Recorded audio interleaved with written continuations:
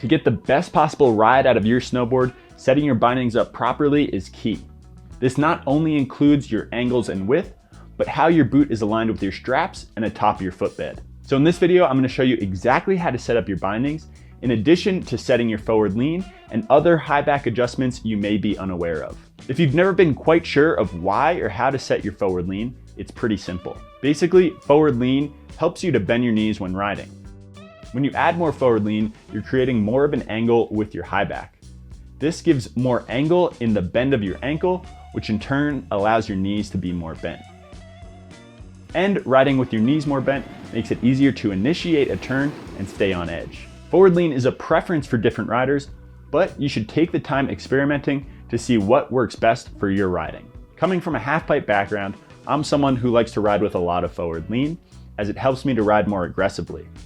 Typically, rail riders like to have less because it lets them be more flat base on features. Properly using your edges all starts with ankle control.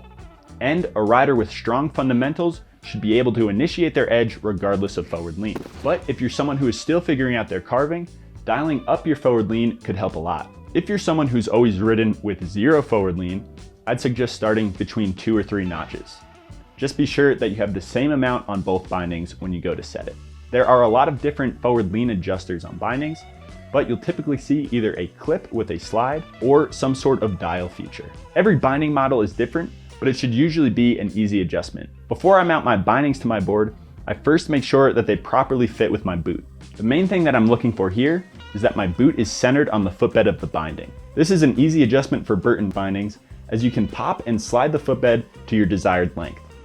The perfect positioning should allow for an equal amount of toe and heel to be hanging over the footbed. What you don't want is an excess amount of either toe or heel if you can help it. Also, your toe should not be completely inside the footbed. Allowing the tip of the toe of your boot to overhang slightly is ideal, as it allows the ball of your foot to be in the perfect position on your binding and on your board.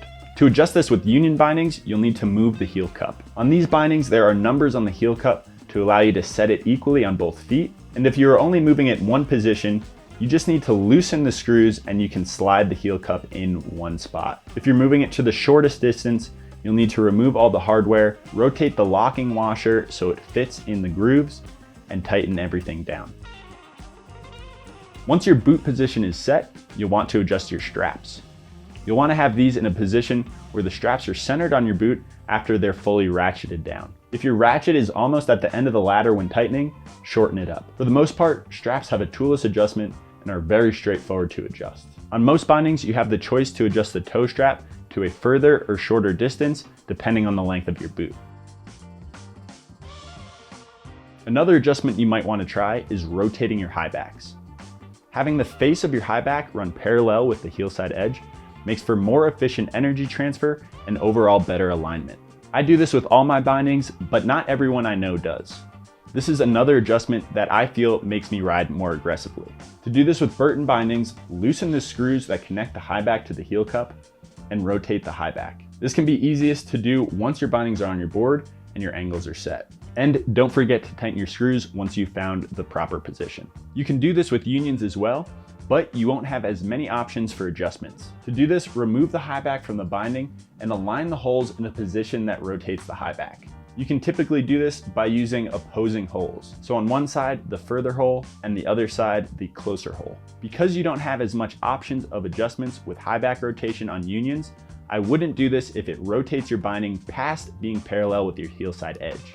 I've found that you won't want to do this if one of your bindings is less than 12 degrees of angle. I ride -15 on my stance, so I do this on both feet.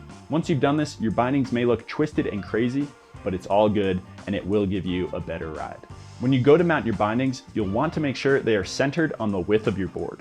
This is easiest to do with Burton EST bindings, which allow you to easily slide the binding forward or back. If you have newer Burton Reflex bindings, you can rotate the disc 180 degrees, which will actually give you a different positioning to align it either forward or back on the width of the board. If you have a little bit of toe drag, this is an adjustment you can make by cheating the binding a little more towards the heel.